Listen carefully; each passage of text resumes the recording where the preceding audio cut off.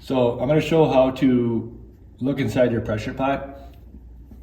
The reason would be if you have too much abrasive in there, the abrasive will be above this opening.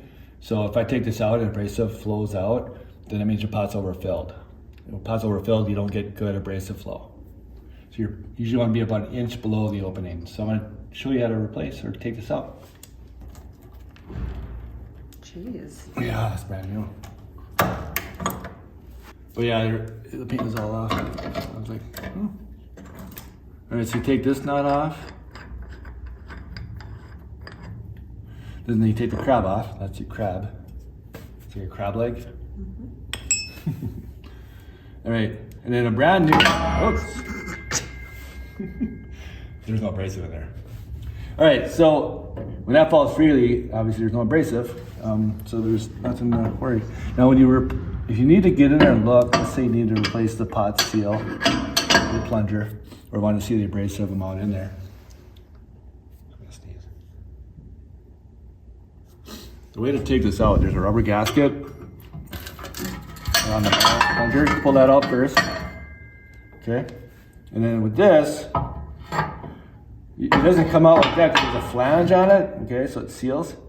So what you do on this, actually you turn it at an angle. Pulls out that way. Perfect. So it just takes a little maneuvering to get it out. Now if you look inside the pot,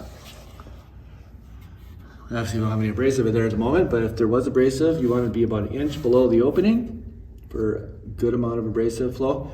That is your 50-pound mark, by the way, if the level's flat inside the pot.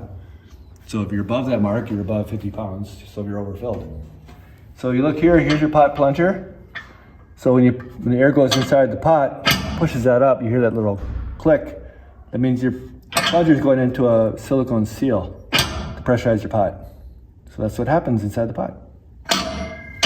So you depressurize, pressurize, pressurize, pressurize, depressurize, pressurize, depressurize.